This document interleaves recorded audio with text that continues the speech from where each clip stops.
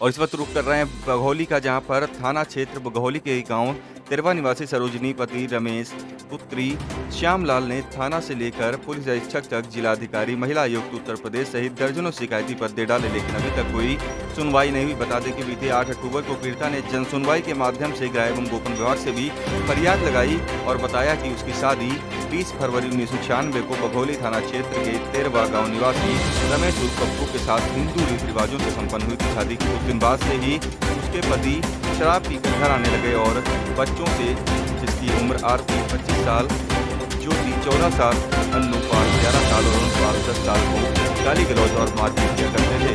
दिनांक 10 तारीख को उनको मारपीट कर घर से निकाल दिया जाता है और वहीं 4 बच्चों सहित पैतृक गाँव हिरावा अपने पिता के पास रहने लगती है। पर इंतजार करने के बावजूद 2013 से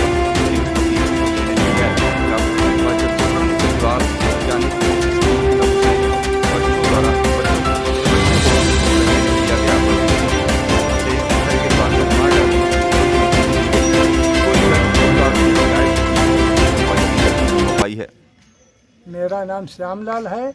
हम अहिरावा में रहते हैं और मैंने अपनी लड़की की शादी 1996 में की थी तेरवा गांव में।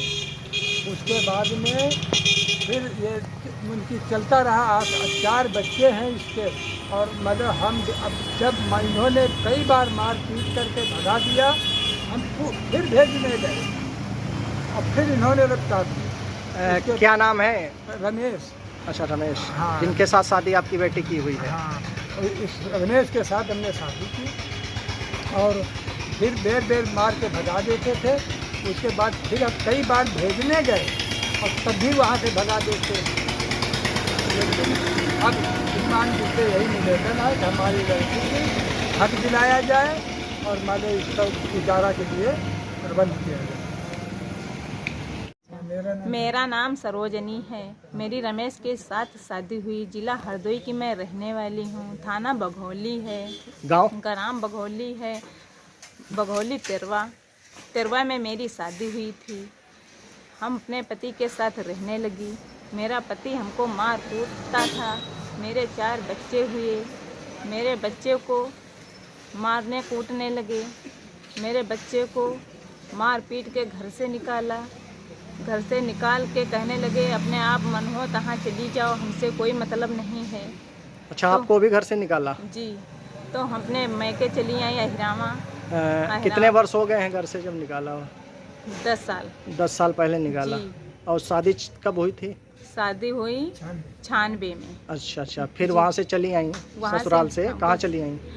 तेरवा से मैं अहिरावा चली आई। मायके? मैके। हाँ। मैके में हम रहती रही। पहले हम 5-6 साल रास्ता देखते रहे कि अब लिवाने आवे, नहीं लिवाने आए तो हम अपने आप से अपने घर जाने लगी।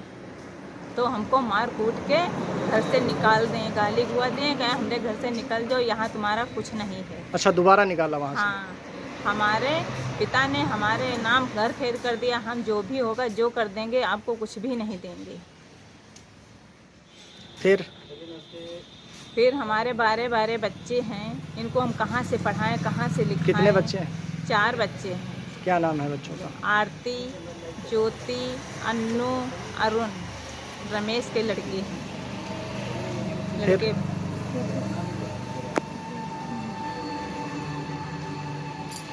फिर क्या हुआ? फिर हमने केस किया न्यायालय में। जी। केस किया, केस कभी तारीख पे नहीं आए। और फिर हमको पता लगता है कि खेती बेचते हैं। हमको कोई बताता है, हम जाते हैं वहाँ पे। शत्रुघ्न को साथ में लेके जाते हैं। शत्रुघ्न मेरी जगह ज़मीन सब बेचने की कोशिश करवाते हैं। ये शत्रुघ्न कौन है? शत्रुघ्न है।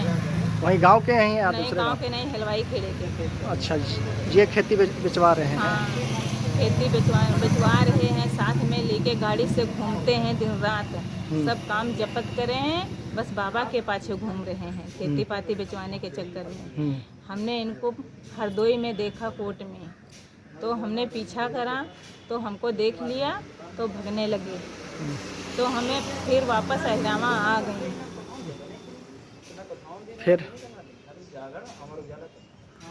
कन्हई सतरोहन 1 वर्ष से अपने घर पे हमारे पति को रख रहे हैं। पटला फुसला के साथ में घुमाते हैं, मेरी प्लाट मेरी खेती बिचवाते हैं। 4 बच्चे हमारे हैं सर, हम कहाँ जाएं? सतरोहन कन्हई जो अगर हमारी संपदा बिचवाएंगे तो हम या केस या न्यायालय